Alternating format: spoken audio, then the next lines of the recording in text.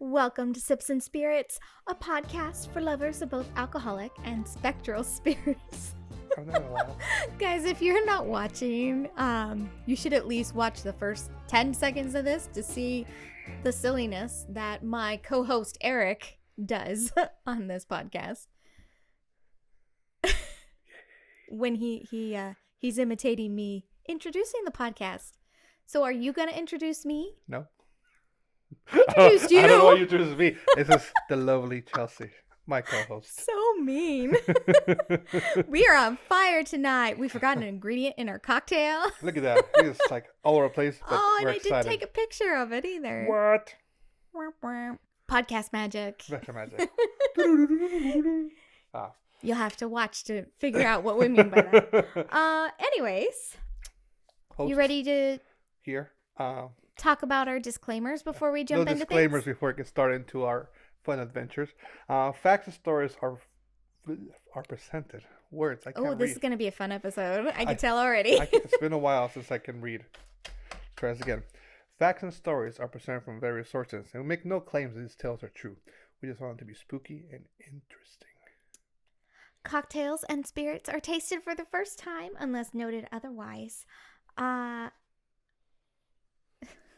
I can't get mine right either. Because this is a cryptid episode. No. I messed it up. Let me try again. Cocktails and spirits are tasted for the first time during episode recordings unless noted otherwise. There we go. In this case of our cryptid and cocktail episodes, we craft a special, unique, original cocktail just for you guys that is based off and inspired by our featured cryptid.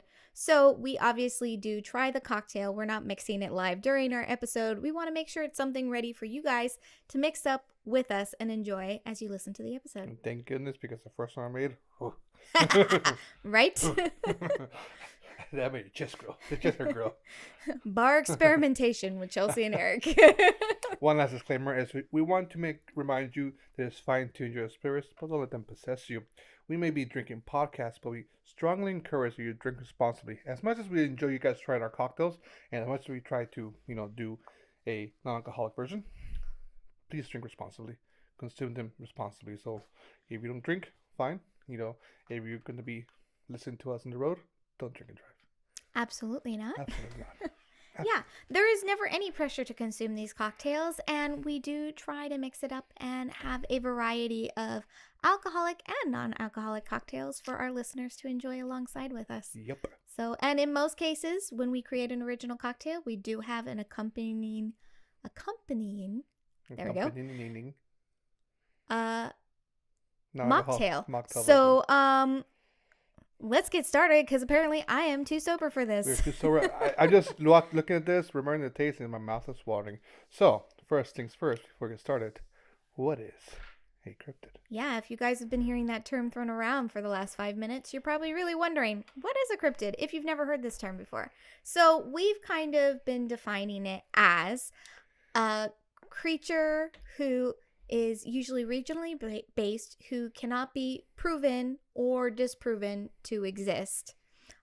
Great examples of this would be Mothman, Loch Ness Monster, Bigfoot. These are well-known cryptids. And so we are exploring the cryptids of the world through this lovely series, and we have discovered some very unique ones. And we're off to one we have been very excited and waiting and hoping we would pull. Yes.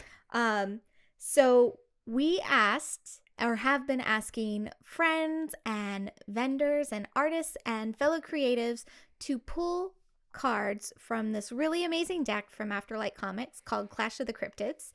And they pull the cards for us, and then we invite them to join us later on for an Instagram Live to taste test the cocktail we created based off of the cryptid card they pulled. Yes. Yeah. So this cryptid card came from Michelle Pribbage of Batten Your Belfry. Ooh. So we asked her at Midsummer Scream 2023 to pull this card. So you guys are going to see right now what that cryptid is.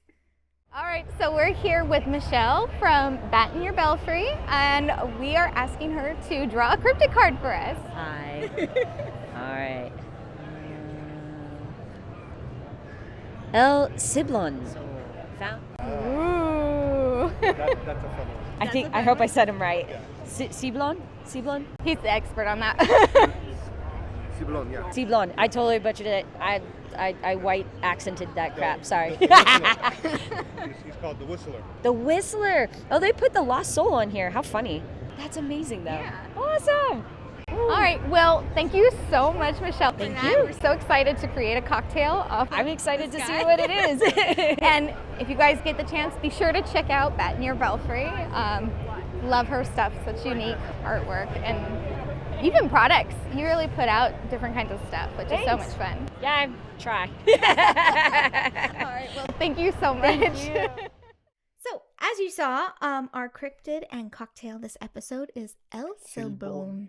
And that was very fun conversation to have with Michelle. So thank you so much for pulling that card. And I'm looking forward. I think that live will be very fun to do with her. And Yes. I hope she enjoys the cocktail. So Me too. we'll see. So on that note, it's time to drink this cocktail. Finally. So cheers.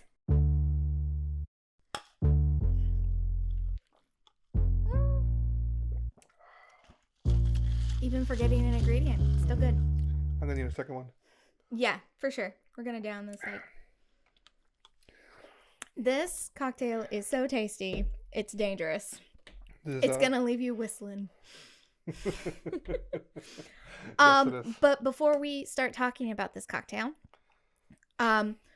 we unfortunately did not get any guesses for our cryptid this time around.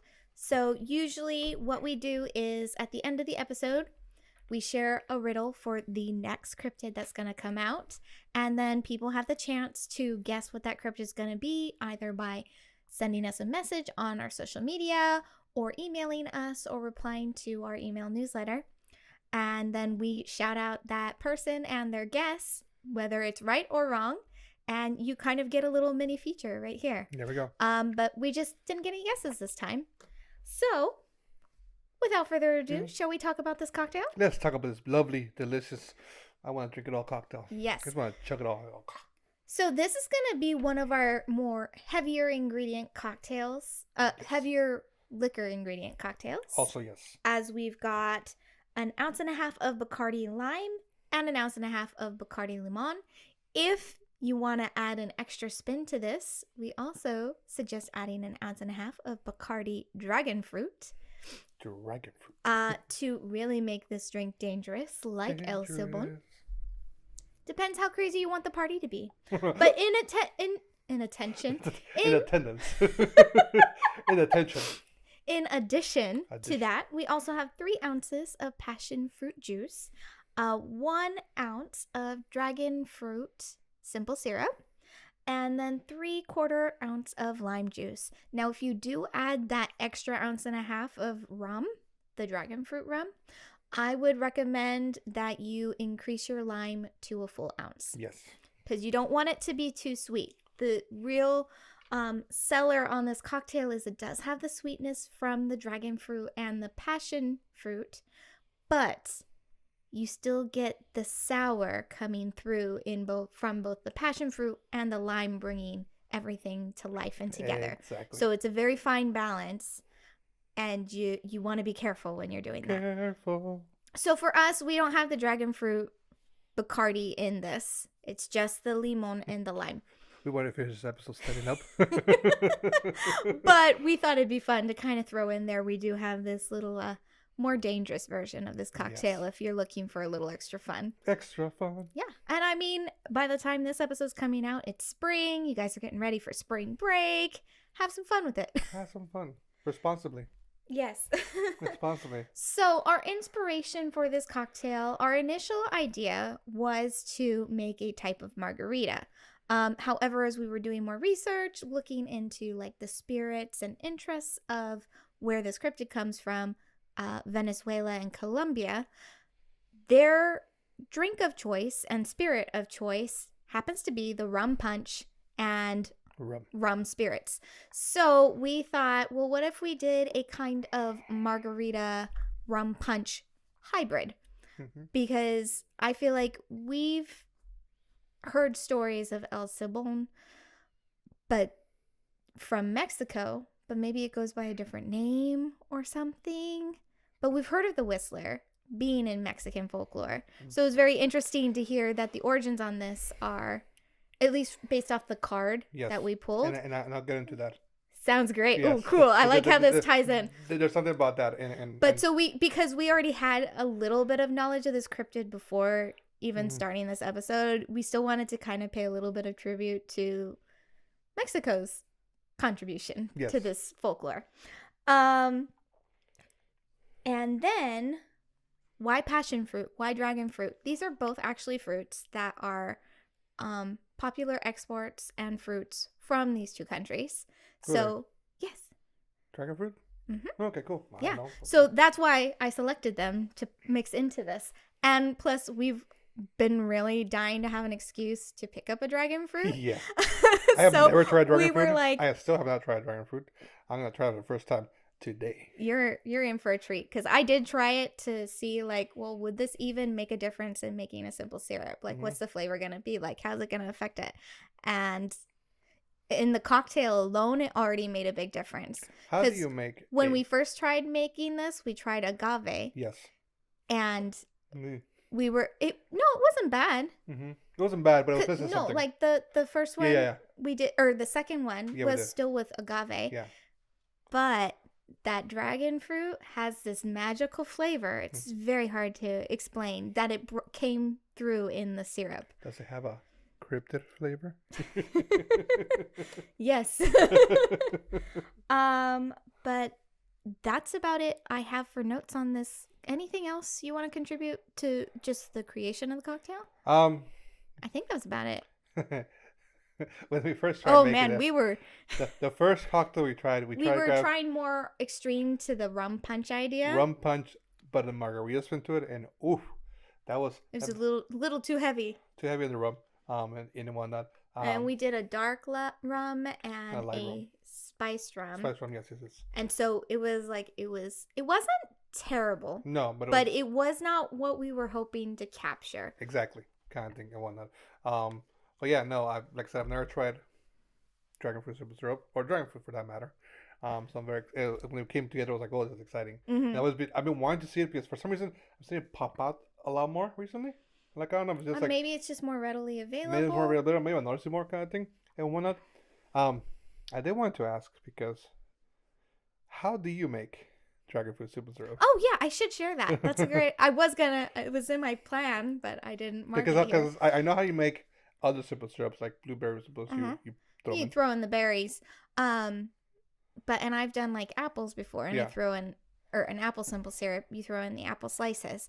So with this one, I used half a dragon fruit to make this syrup. So I cut the dragon fruit in half, hot dogs or hamburger style. Okay. And then I peeled it. Okay. So the skin's very easy to peel off. I'm trying to think of what's a good comparison of what the skin is Papaya? like. Or mango?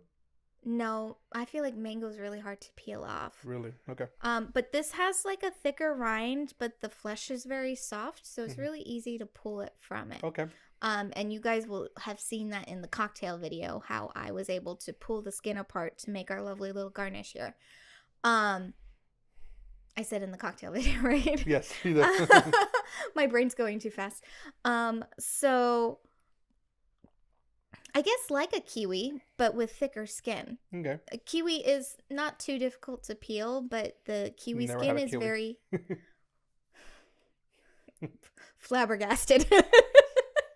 A kiwi is very easy to peel if you've never done it before, or never had a kiwi experience. But I felt this was the same, and the flesh had a very similar texture. So I cut the dragon fruit in half and peeled that half, and then pretty much cubed up the pieces. Like, I put it in half and then quarters, and until it was small bits. So I had about a half a cup of the dragon fruit flesh. So I put into our pot with hot water, half a cup of hot water, half a cup of sugar, and then the dragon fruit flesh. Now, I did not add the dragon fruit flesh until all the sugar had been dissolved and was starting to simmer.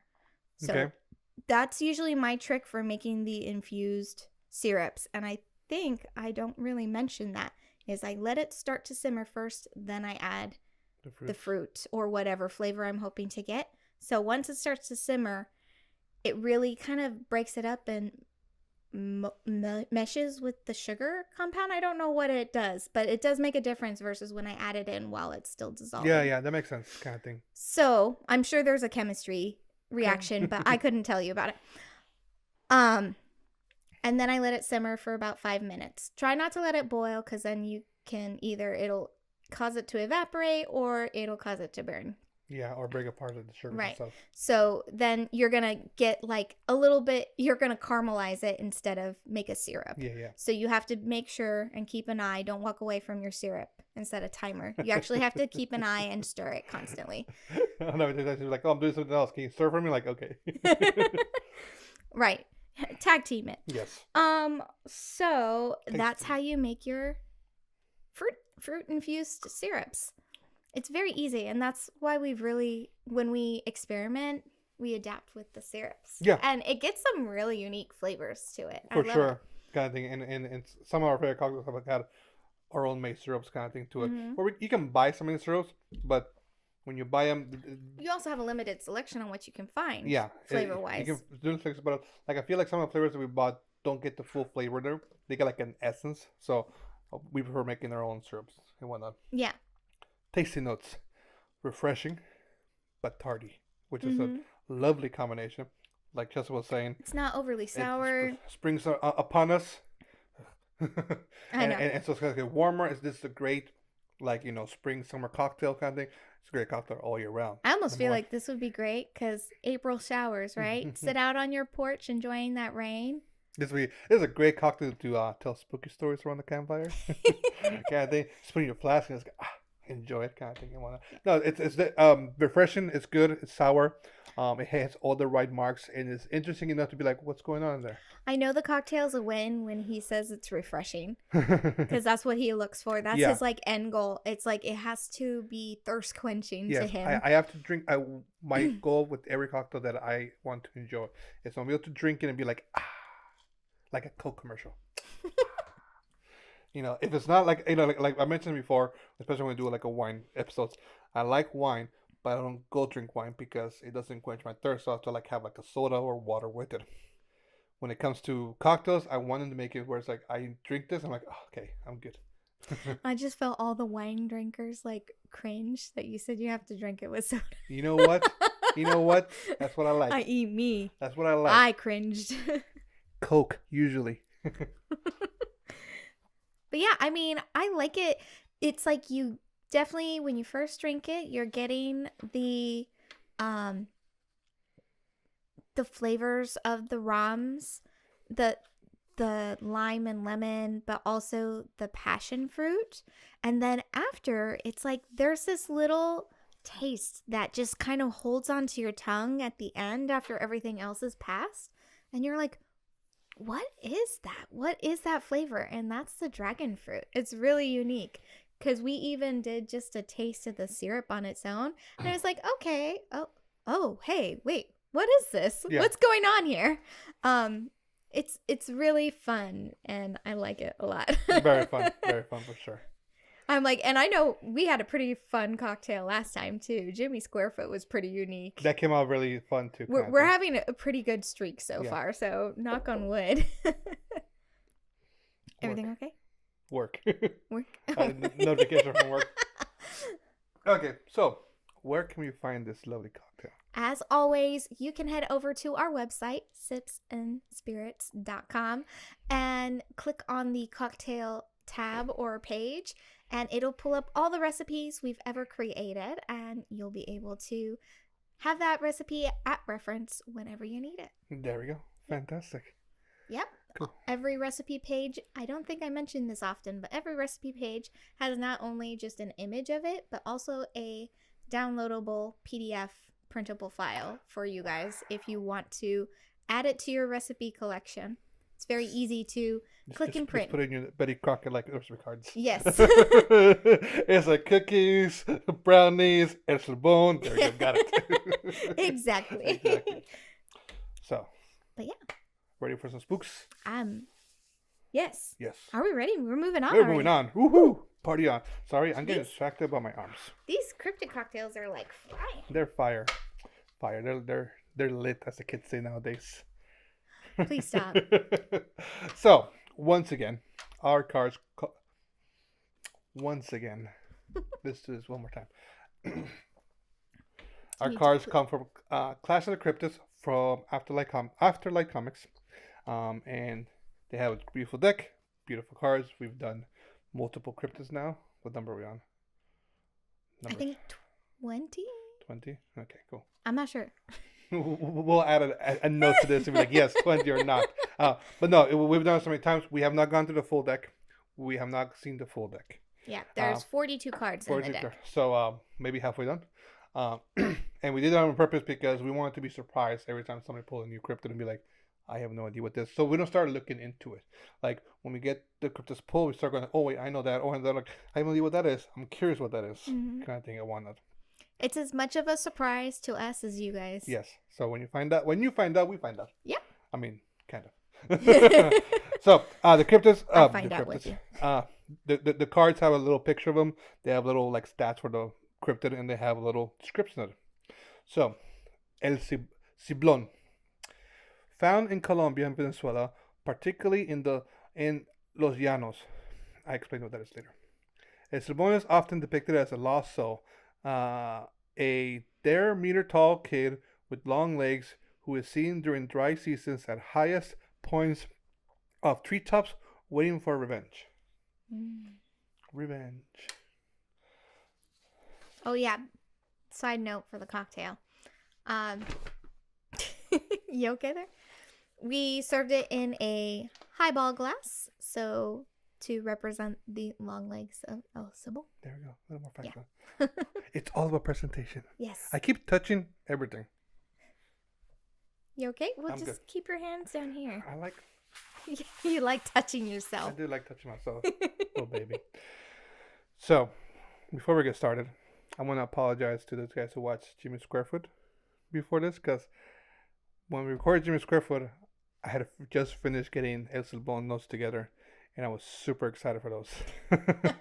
So I Jimmy Squarefoot, I did you dirty. I'm sorry. Oh, man. So please don't come haunt me. But otherwise, El Silbón, I am very happy with what came together. Note number 2, Wikipedia. English Wikipedia and Spanish Wikipedia had completely, okay, not completely, but very Vastly different. vastly different descriptions of this kind of thing.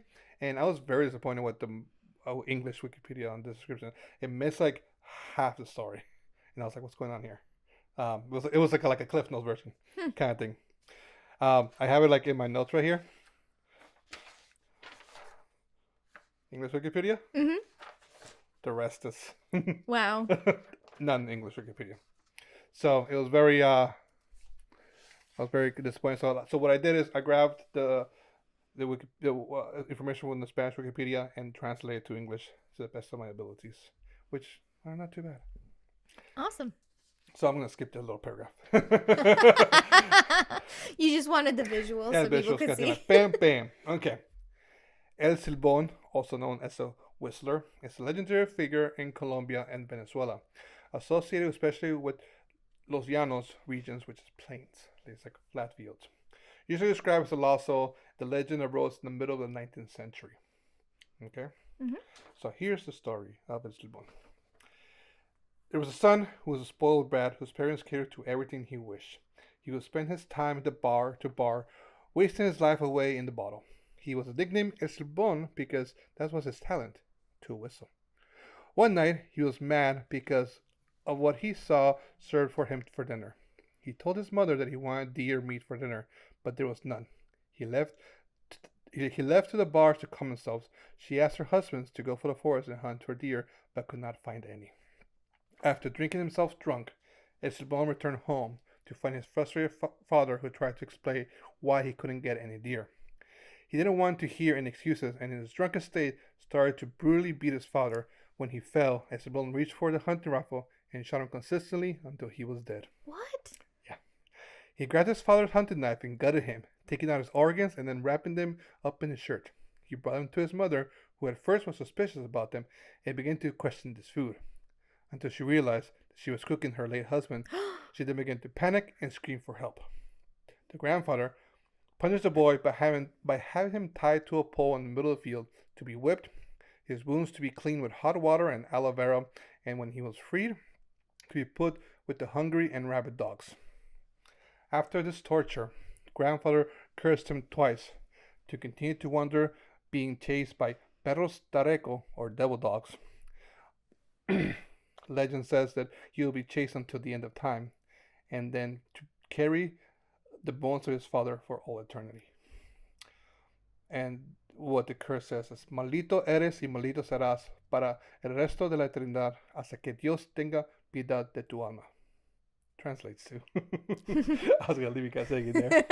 Damn you, and damn you will be for all eternity until God has mercy on your soul. Afterwards, he went to his father's cadaver, where the wild animals had cleaned it up. He put his father's bones in a sack over his shoulders and began moving, followed by the dogs.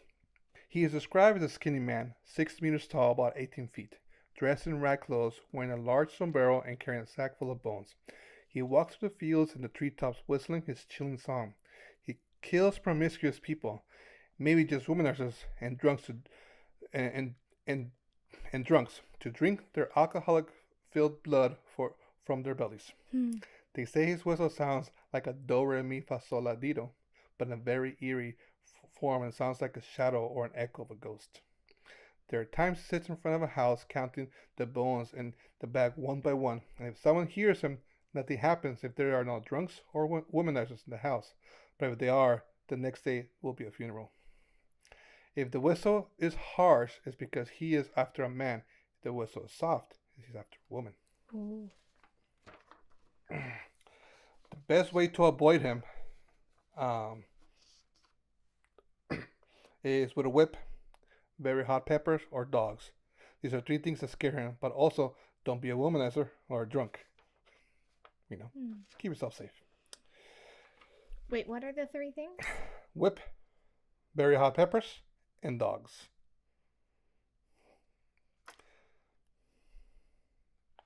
There's a Portuguese field hand named Rafael who's once said, when you hear the whistle is close, it's because he is far, and that means there's no danger. But if you hear the whistle far, then it is best to be careful, for a traveler walks alone in the fields late hours at night, because that means that Siblón is close. I got a little more. Okay, while you get set up for your little more, I just have to say, I wish you'd speak more Spanish to me. It's so sexy. I'm sorry. I can do it. Should I do all the you just like rattled it off, and I was just like, oh. I just love listening to languages. It's such a turn on for me. Next time on Sips and Spirits, half the episode in Spanish.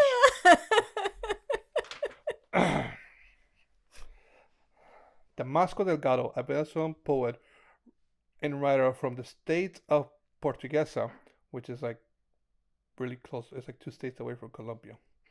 It is said to be the first who wrote the story of the Whistling Man in 1966.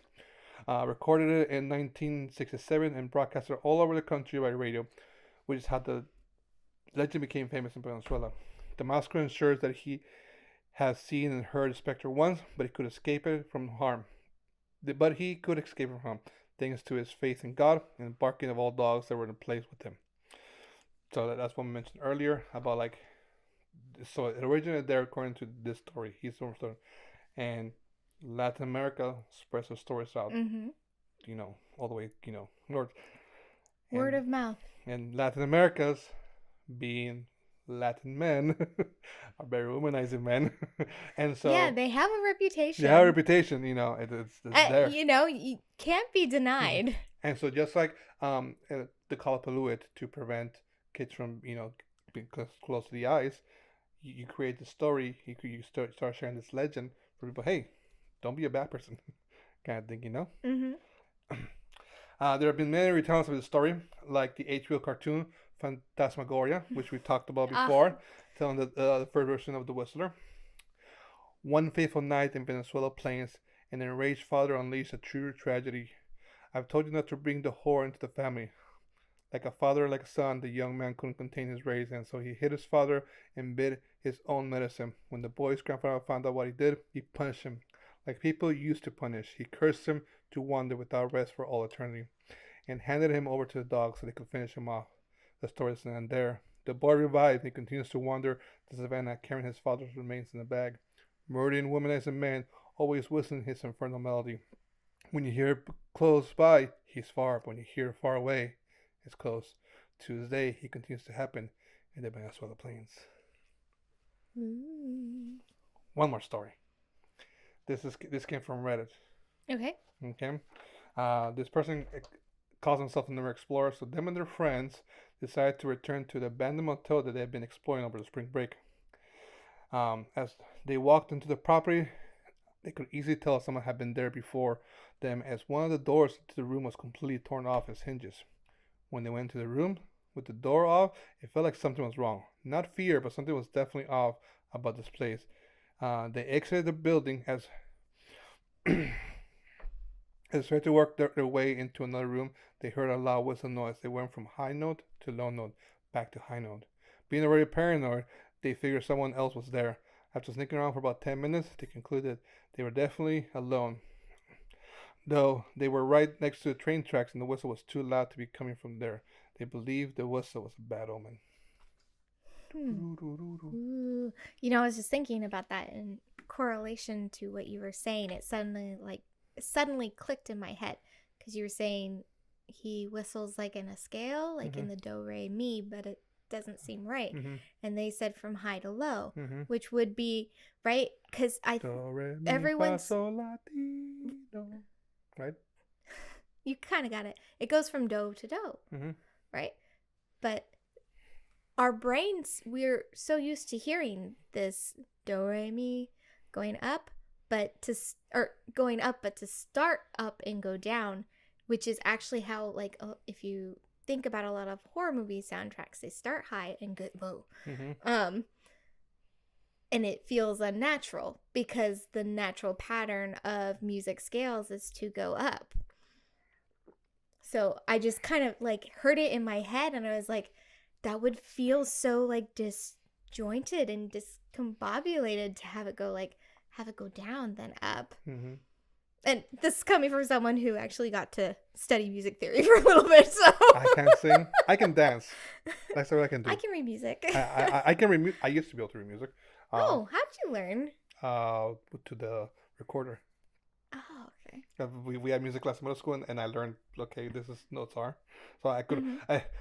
Well, I mean, I'm talking about music sheets. Yeah, I used to, because the hymns books in church have music notes. They do. And I actually instead of pay attention to the hymns and what I was going, I used to go oh, I know what that note. You know that note from your recorder music, right? I was doing the countings and okay, this note, this note, this note. I was playing on my recorder in my head. Also guilty. Because that's more entertaining. It is. Let's be honest. But yeah. It's Siblón. Yeah, I have quite a few notes. I had to number them so I wouldn't forget them in order. Yeah. Are you gonna just repeat everything you say? Yes, of course. Okay, Bluey. Okay. On this episode of Sips and Spirits is called Copycat. I thought it's the Whistler. Okay, so first story.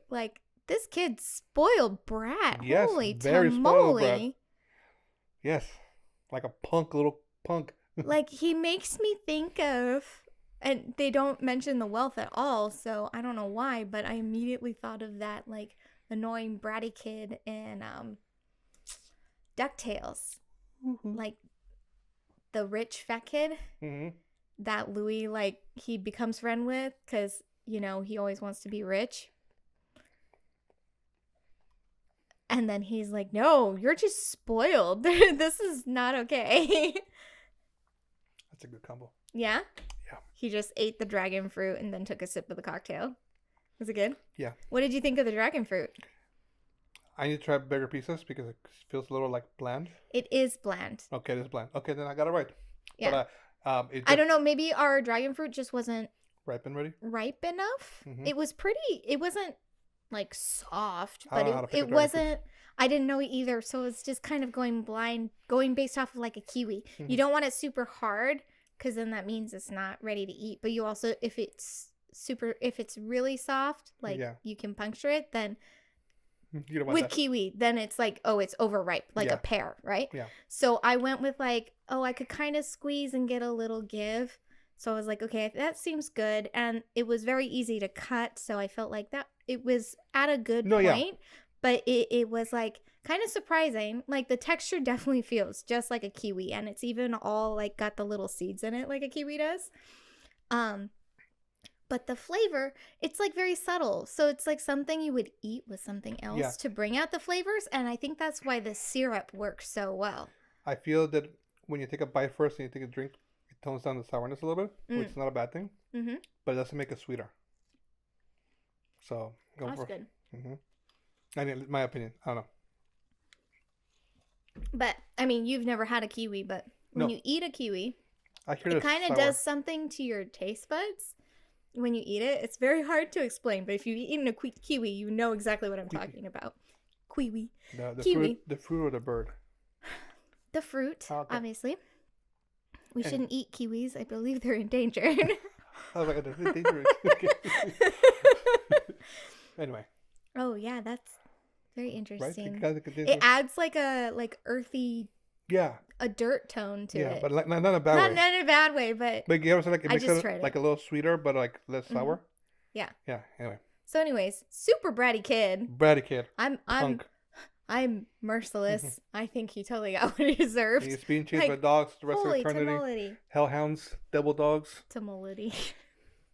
I swear we didn't drink anything before this episode. Nope. Unfortunately. Oh, so my question was like, what conditions would he need to be following a woman? Because you were saying like if the whistle's loud, he's pursuing a man. If it's soft, he's pursuing a woman. But it's like there were two like relations, either a womanizer or a drunkard. So a woman could be a drunkard. A drunkard. So well, they say he focuses the story. I'm guessing is usually told to men to not be womanizers, but the idea is anybody who's promiscuous, Ah, kind of thing. specifically promiscuous. Yeah, kind of thing. Like you think about his life, he's a bratty little punk, living with mom and dad, old enough to go drinking, apparently. It is funny for these I can't even think of what the proper word would be. I Mightier was than like, thou. no, I was like, these ethnicities, this culture, across Latin America, right?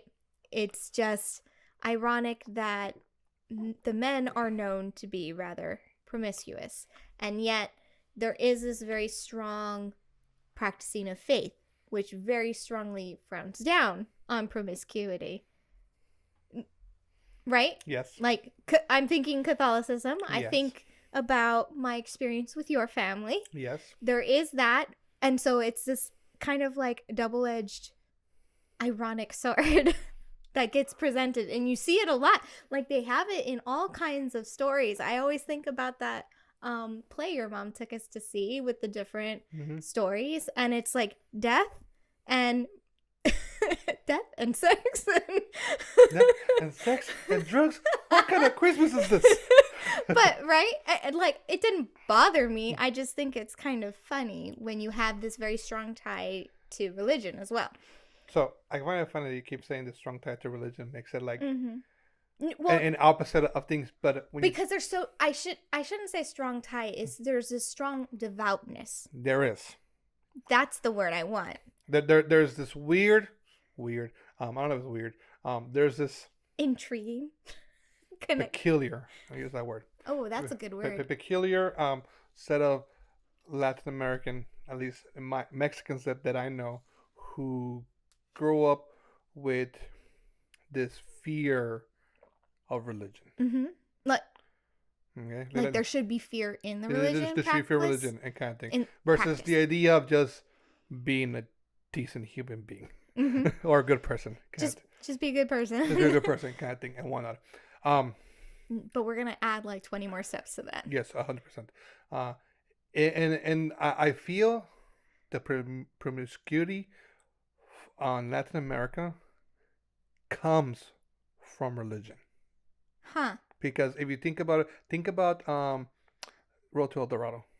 Mm-hmm. The priests and trying to like sacrifice the virgins. The idea of like sacrificing a virgin to like to appease the gods. Oh, well, they didn't really cover virgins in No. Road to El Dorado. No, but you get that idea of sacrifice a Mhm. virgin kind of thing. This idea of purity kind of thing. Right. There's many stories where conquistadores and colonizers came with the idea of religion to purify people, and not just with words, kind of thing. Let me purify your body, Uh-huh. kind of thing. So in They cover that in Dante's Inferno, too. yeah, and I'm not saying that there was no promiscuity before, Mm-hmm. but I feel Well, it's funny, right? You think the Latin man. Yeah, He's everyone's lover. exactly right? kind of thing. But then in the flip side of things, Mm-hmm. I think about the idea of the Native Americans, the Aztecs, the Mayans, and the athletic bodies that they had, because they were field hands, but they did everything with themselves, kind of thing, Right.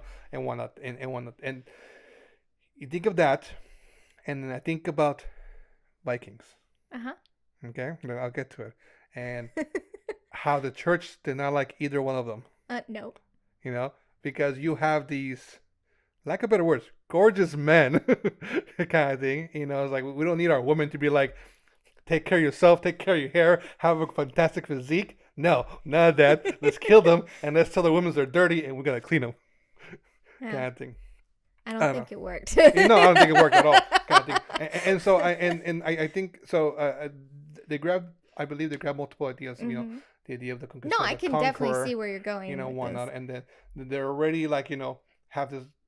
They learn the knowledge like, well, I guess our people are really attractive. That's why they fear us, Right. kind of thing, and whatnot. So you get those things together and you create the womanizer, Mhm. kind of thing, and like I said, telenovelas and all these like I mean Gloria in Modern Family. Mhm. She's like, oh my gosh, she's so sexy. She's so like, even the gays love her. Jay. Kind of thing, and whatnot, and you have all those movies where like you have the Latin guy shows up. It's like the music's playing about, Right. kind of thing, and all the women's like, oh, you speak Spanish. He said "sí." Ah. Well, I mean, but let's narrow it down. Let's niche it in even more to our spooky community, our Halloween loving family, Mhm. right? Who is like the number one couple, without fail? Morticia and Gomez, Yes, and Gomez's. some kind of Latin. Exactly. Right? Cara mia. Yeah. This is where you say French things. Oui. That's so lazy. Oui, mi amor. No, that's Spanish. Mon amor. There we go. That's better. You're Oh speaking my French God. to me. Yeah. Cara mia. Ah, But no, yes, you're right. And like it I just think it's interesting. it might be a stereotype, that Latin men are lovers and great lovers. I would say that's what the stereotype. Yeah. I feel like, even calling them womanizers is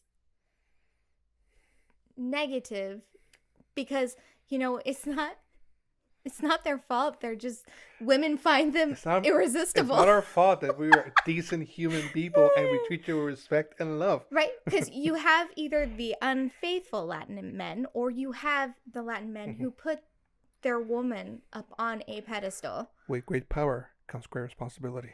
But, right? I feel like you usually hear both sides. You either have the dirtbag and then like the priceless one.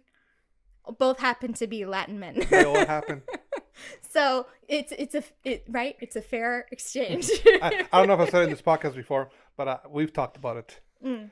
The flirt. Yeah. It's two sides of the same coin. Mm-hmm.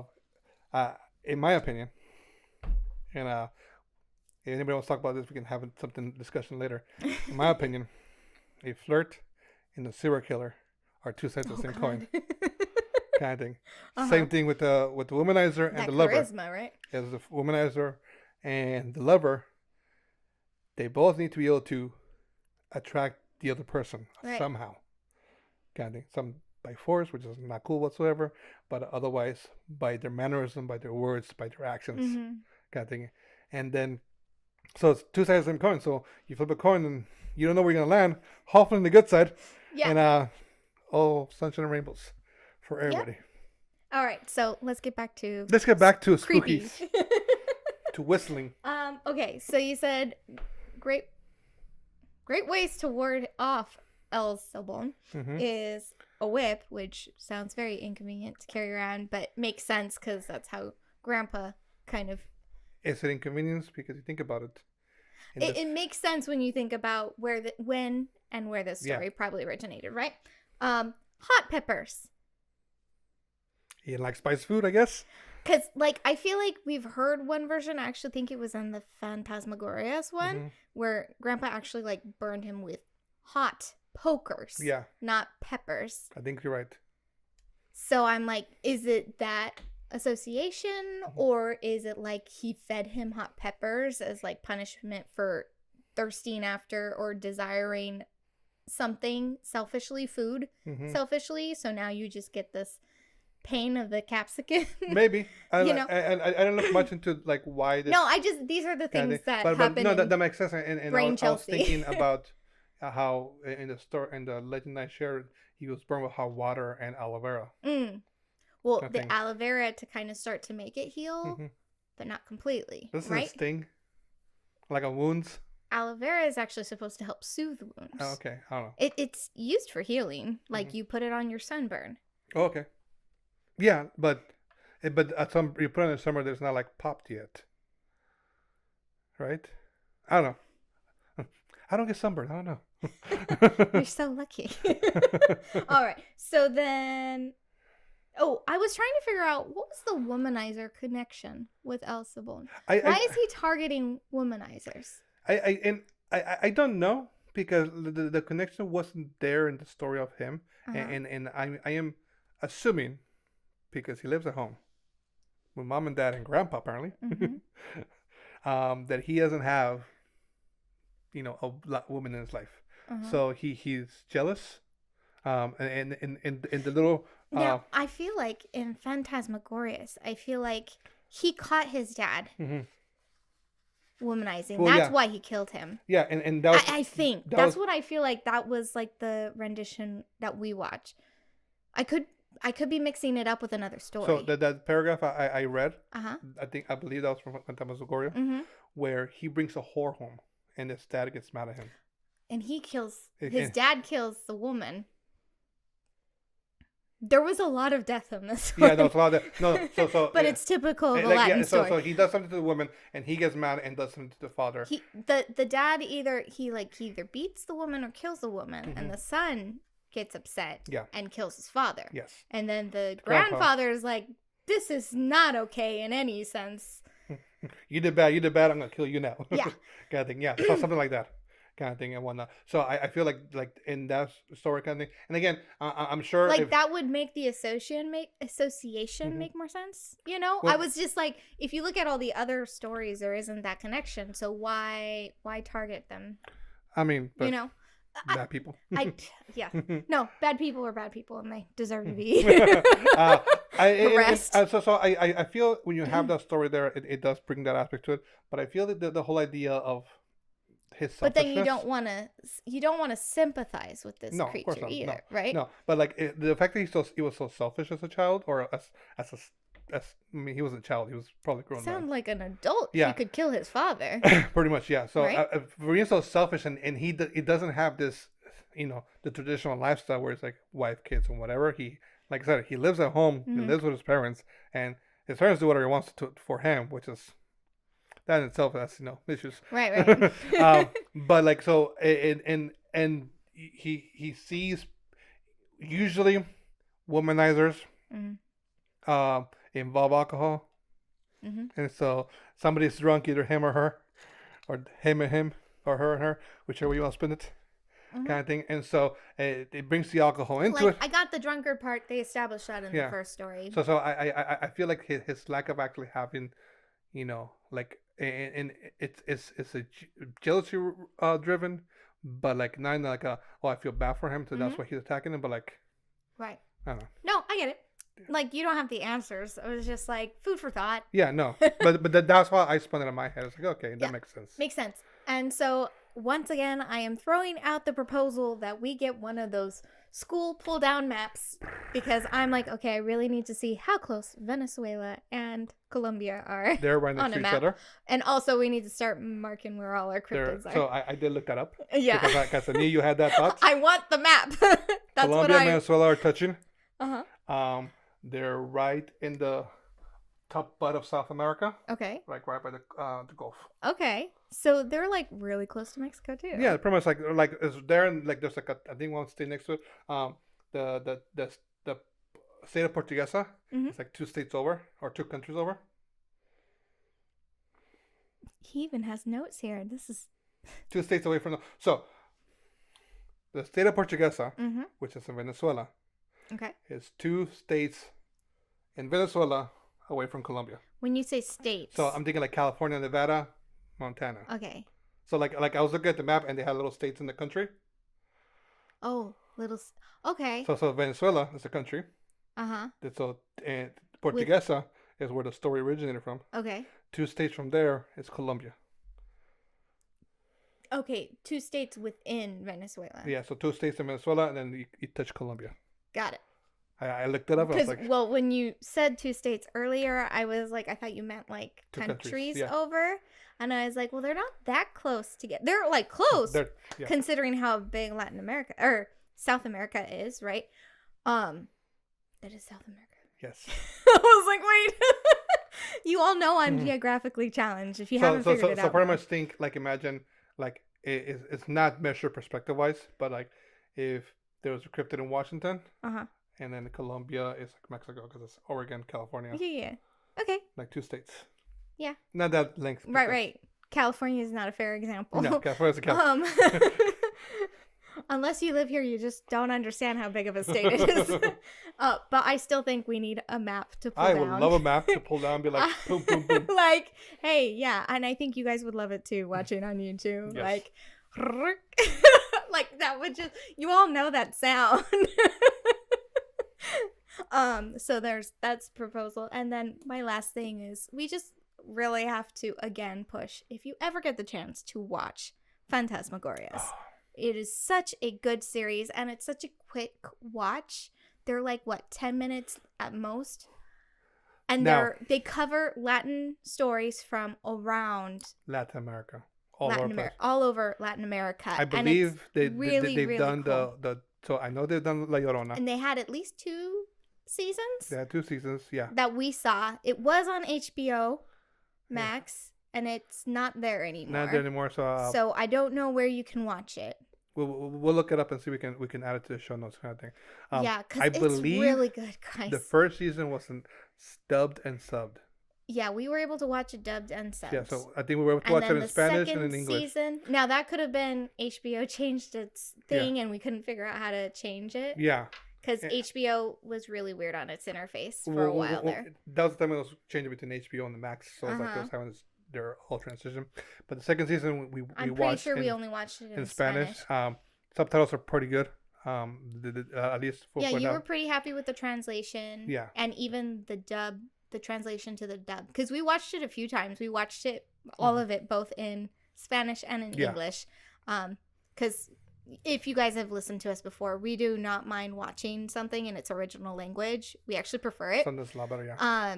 And we'll read the subtitles. It's not a problem for us. I was watching anime this morning in Japanese, and Sally and our daughter's like, I what did they say? And I'm like, okay, let me change the language. I'm not gonna read this to you out loud. Kind of thing and whatnot. But no, it's Phantasmagoria is really interesting. I would love to see more stuff done like this. Yeah, and if you've ever been like interested in Latin folklore stories, especially more on the dark and creepy side, this is the show to watch. And it, like I said, very short, very quick. What I loved about it is that the animation style is really unique. It's really unique, and it's like so. The premise is there is this man who tells a story to his captive. And so there's two Well, stories you going don't on. really know. You don't know what's going on. Initially, you think he's just talking to the audience, and Yeah. then you realize he actually has someone he's telling the So it's- story yeah. to. So there's a story going on in the outside the world, but he's telling the stories to him Mm-hmm. or this person, and it's just like so eerie and so like it's interesting. It's unsettling, It's unsettling, it's but you're fantastic. like, oh, this and, is so cool. and some of the stories he talks about are very like common, like El Siblón, La Llorona. There's one about there's this mansion in South America that is like super haunted Mm-hmm. kind of thing.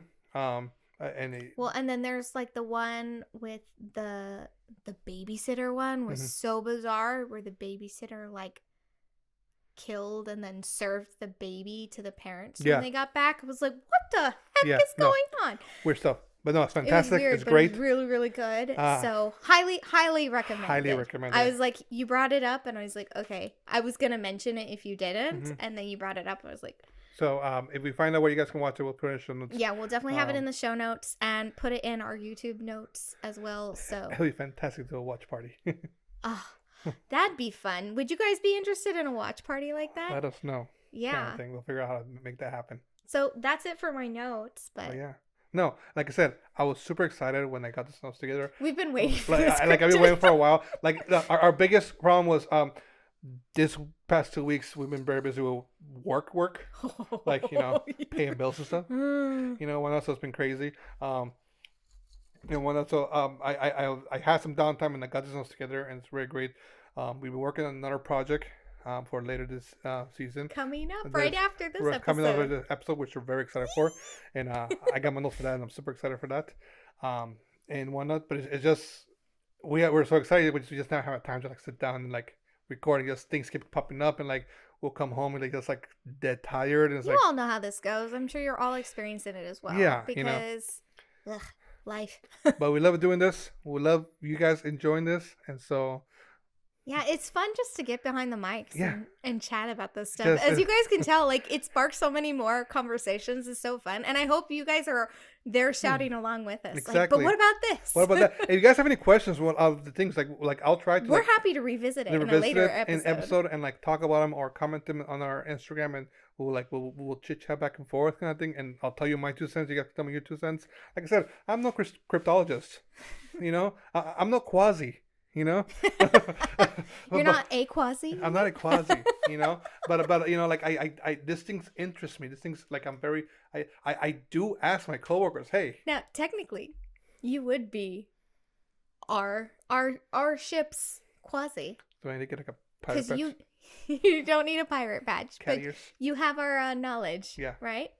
But you know, like this interests me. Like We'll I talk do about that next time. like, you know, like ask like random strangers like, hey, well, what do you think of like scary stuff? Oh yeah, it's definitely a gateway conversation for us.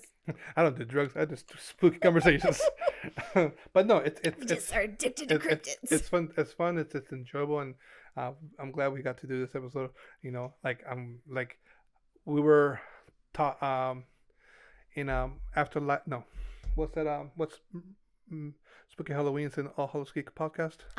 By Pumpkin But Spice. because like they asked us about, do you guys do anything more towards your culture kind of thing, and like do you Or guys would we consider doing more? yeah, you know, and I feel like Esteban is definitely part of, you know, my upbringing, not my upbringing, but like I didn't grow up, you know, Your like culture, but my your culture, heritage. my heritage. There That's we go. what That's the you're word. looking for. Kind of thing, you know. Well, I think that's why we connect so well with Senior Scary, Yeah. right? Because I think we're all having that connection Mm-hmm. of like trying to reconnect with our heritage and what we had hoped would have been passed down to us, Exactly. but just didn't align with our family's interests of what was important to pass down.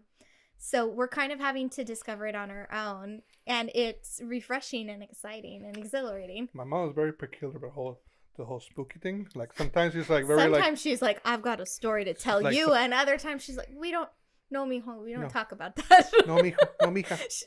She doesn't say it in that. It's more serious. Yeah, no, honey. yeah, for sure, She's- kind of thing. We don't talk But yeah, no, about that. I enjoy it. I love it. We love doing this, and Sorry. I'm hoping I've missed this excitement that I've had for a cryptid. Mhm. You know, I feel I was very excited about Jimmy Squarefoot, Jimmy but I get to get excited about all the cocktails. Jimmy because Squarefoot, that's I'm my sorry. wheelhouse. If you listen to Jimmy Squarefoot, I'm sorry. You know, I do have a place in my heart for you. We are gonna definitely go back to the Isle of Man for Yes. sure. Kind of thing, but one not. But like this one just like got me going like so giddy about it. I was like, and I just been waiting like it's just like out there kind of thing. Like I felt like everything was like perfect for this. Yeah, well, I think this has been the second Latin cryptid we've had. I can only think of El Chupacabra. Yes. El Chu. Why? The chupacabra. Just Chupacabra. Chupacabra. I don't think And we've they done both any. have Bacardi. Oh. Oh, you're right. I don't think we've had any other Latin cryptids. We'll have to check our notes. I don't think I don't so. think so. I think you're right.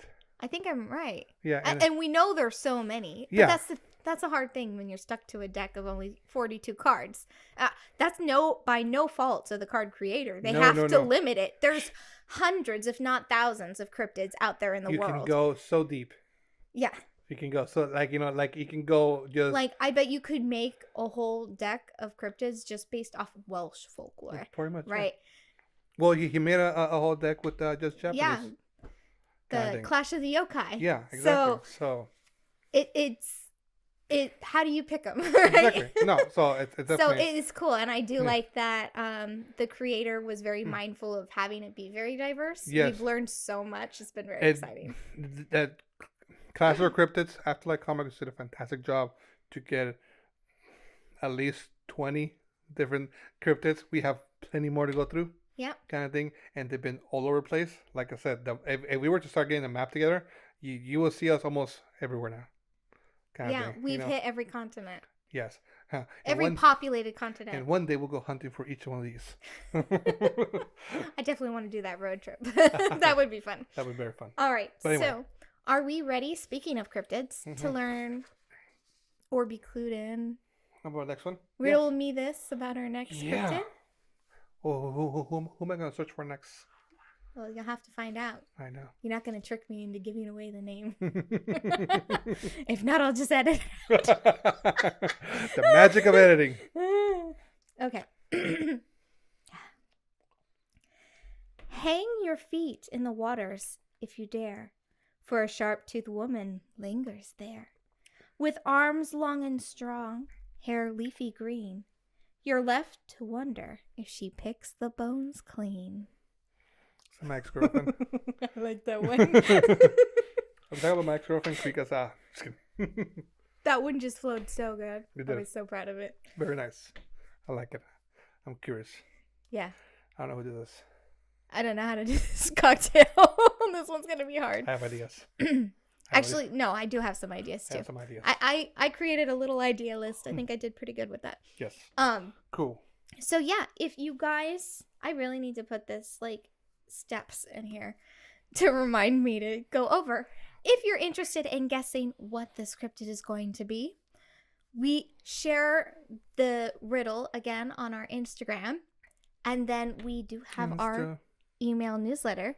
If you're a subscriber, you actually got to see the riddle before the episode came out. So that's one of the many perks. You also get like a sneak peek of the cocktail before it gets released.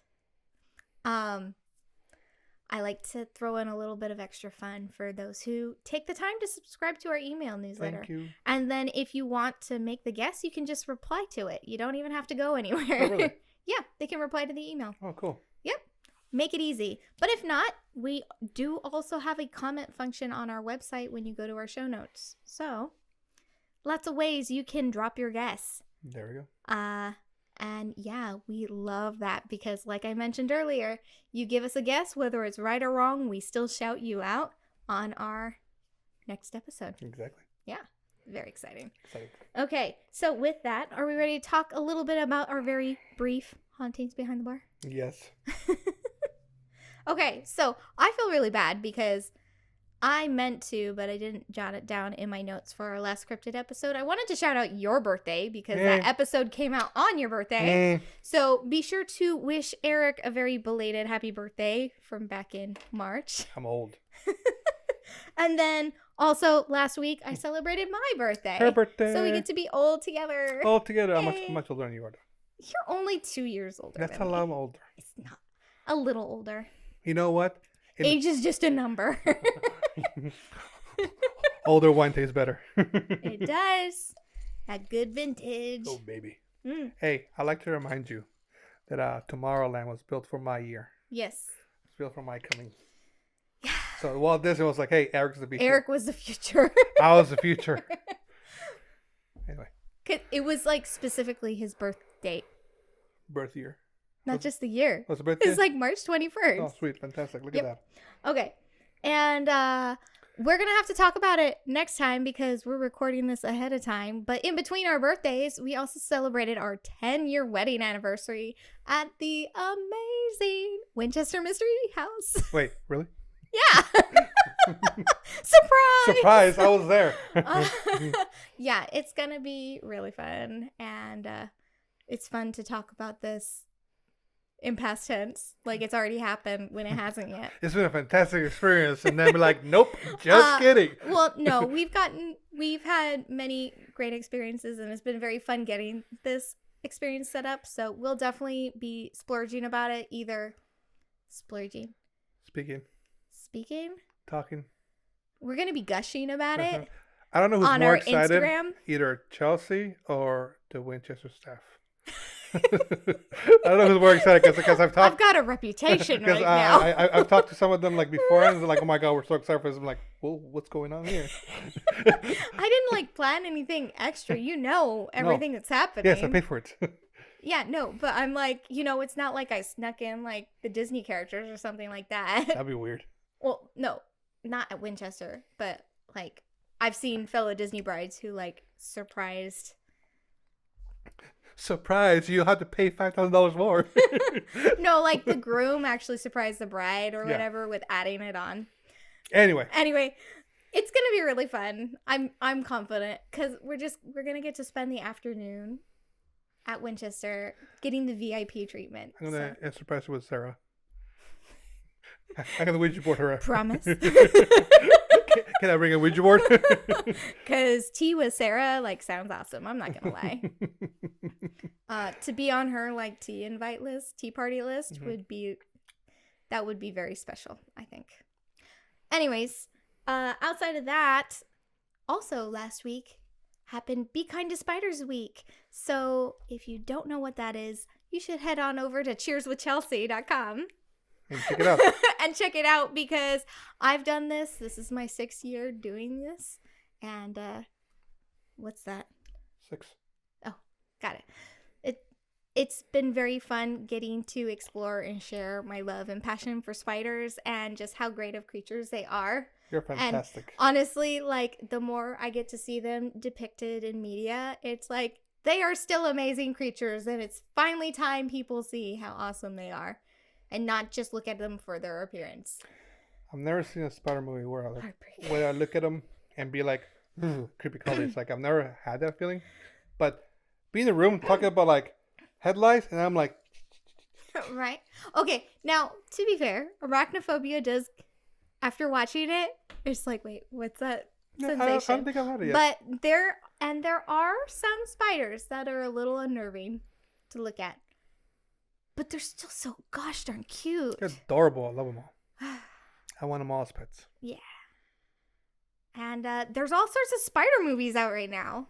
So there's The Spaceman, if you didn't know. It's on Netflix. And then Sting, which I'm hoping when we watch this, we get to see it in when theaters. we drop this, you'll be able to see it. Yeah. Now when we watch this. Oh. I was saying, I'm hoping we will have watched it by the time we drop this. There we go. I missed some words. But anyway, should we close our tab? That's about it for That's anything else. No. No. We'll find it's out hard later. when we record these ahead of time. Right? Yeah, when we record too far ahead of time, it's like, okay, what's going on? But we're trying to be diligent. Keep up on our recordings. Our times are very busy, so we're trying to get whatever we can to get our recordings done. Yeah, because we don't want to do what we did to you guys last time. We did you dirty quite a few times where it was like a day late or a week late. Yeah. Or 3 weeks late. So I really want to avoid that this time. Yes. So part of that was just getting things recorded, or we'd sit on a cocktail, we'd create it, and then take forever to sit and record it. Exactly. And then we'd be recording and editing the week of the release. Yes. And that's not a great combination, let me tell you. Anyway. But anyways, yeah, I think we're ready for the last call. Last call. So thanks for sipping along with us. That was very loud. I'm sorry. I just yelled into my mic. Thanks for sipping along with us. We want to keep those spirits flowing, so please be sure to show your support by reviewing, subscribing to our podcast. If you enjoy the show, be sure to share it with others. Hey, if you heard the story before, or you know other aspects of El Siblón, share with us, share with others, so that other people can know. If your grandpa or grandma have told you the story, have them listen to the episode. It's very fun to wake up to our inbox and have people be like, hey, we were talking to someone about this cryptid and they totally knew all about it and they shared this and this fact. It's very exciting. Very exciting. We don't have all the facts, and we always like to learn more facts. Yes. And we don't want to keep you guys here forever because we could make it drag on. Yes, we can. Yes. And with that in mind, you can find us on all podcast hosts or on YouTube. Whatever is your choice. You want to watch us, you want to listen to us, it's up to you. You want to see me stir my arms? You just got to search for Sips and Spirits and we will pop up on whatever search engine you're searching. Mm-hmm. We also have a website, sipsandspirits.com, that you can find all our show notes, links to all our episodes and videos, as well as all our cocktail recipes and even more. Yes, there's more to explore on our website. There is more. But we also like to hang out a lot on Instagram. But if you're searching the socials, we are available once more, sipsandspirits.com. Not .com. No, Whenever you're looking on a social media. Oh, just kidding. Sorry. Don't interrupt. I missed it. You messed me up. So yeah. And if you don't feel like social media, we have this really awesome email newsletter, which we totally keep on top of. Totally. 100%. It comes out every Thursday. We don't have an episode. Possibly. Every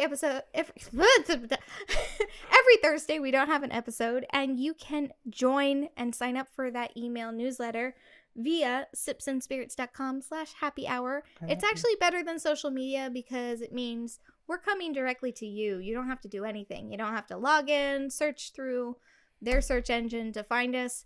We give you what you need. And hopefully your email host doesn't spam us. Yeah, I think we've been actually pretty good. So yeah, come join our email.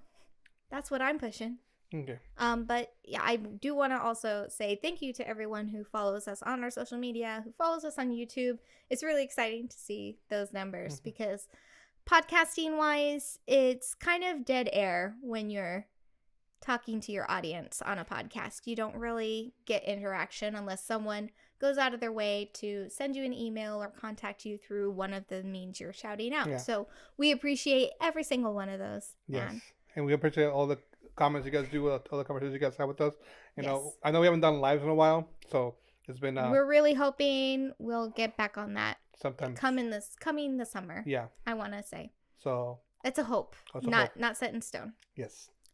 But yeah. Thanks. Anyway, so let's close our tab Yeah. because I'm almost out Oh of drink. no. Yeah, ready? 1, 2, 3. Cheers.